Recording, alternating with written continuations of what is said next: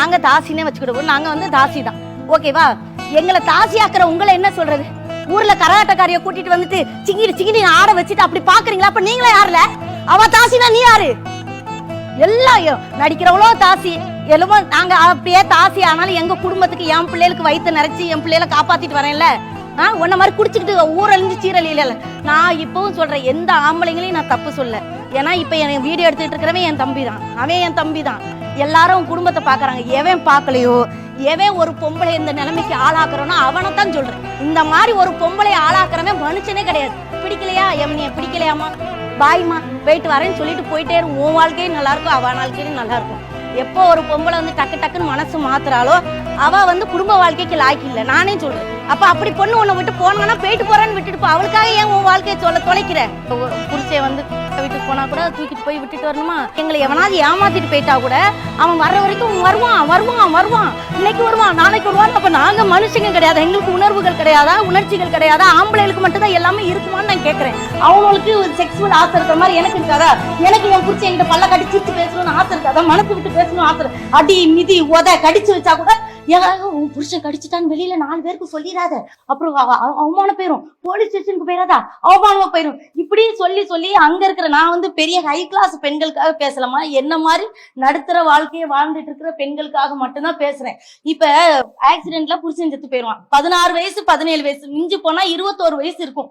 அந்த பிள்ளைக்கு அந்த உணர்வு இருக்கிறது தப்பாமா? அப்போ ஒண்ணு நீ கல்யாணம் பண்ணி வைக்கணும். இன்னைக்கு கொஞ்சம் கல்யாணம் பண்ணி வைக்கிறாங்க, இன்னும் ஊர்ல உள்ள காலத்துல கல்யாணம் பண்ணி வைக்கல. யாருக்கிட்டையாவது போயிட்டானா அவளுக்கு ஒரு பட்டத்தை கட்டி அந்த பிள்ளை வாழ்க்கையே சீரழிச்சு விட்டுறாங்க.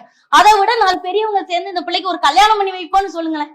ஏன் அதை பண்ண மாட்டேங்கிறீங்கன்னு தான் நான் கேக்குறேன். நாங்க பாட்டு பாடக்கூடாது, ஆடக்கூடாது, சிரிக்க கூடாது, ஓடக்கூடாது, உங்களுக்கு கௌரவ குறைச்சல்.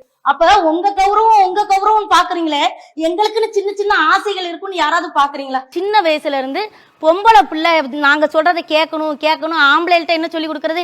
ஏல நீதானல ஆம்பளை பிள்ளை, நீதானல எல்லாத்தையும் அவளை அடக்கி வைலன்னு சொல்லி சொல்லி அம்மாமார்களே எப்படி வளர்க்குறாங்க? கஞ்சி கொடுத்தானா எங்களுக்கு கொஞ்சோண்டு கஞ்சி, அண்ணனுக்கு கஞ்சி வச்சிரு, தம்பிக்கு கஞ்சி வச்சிரு, ஏன் எனக்கு வயிறு இல்லையா, நான் குடிக்க மாட்டானா, கஞ்சி குடிக்க மாட்டானா, இப்படி சொல்லி சொல்லி அப்ப அவனு என்ன நினைக்கிறாங்க? நம்ம தான் எல்லாத்துலயும். அப்ப நம்மளை மீறி அவ போறாள், அவளை அடக்கிறதுக்கு என்ன செய்யணும் தான் இந்த மாதிரி ஒரு கோலத்தை உருவாக்கி விடுறாங்க. பொம்பளை அந்த மார்பவத்தை அறுத்துருவேன்னு சொல்லியிருக்கான். இல்ல இந்த மார்பவத்தை நீ அறுத்துறேன்னு ஒரு தடவை சொன்னேன். அது வந்து ஒரு ஜாதி பேரை சொல்லி, அது எங்க ஜாதி. உடனே நான் அதை பேசணும்னு அதுக்கு எல்லாரும் சொல்லிட்டாங்க, உன்னை ஜாதி முத்திரை குத்திடுவாங்கன்னு.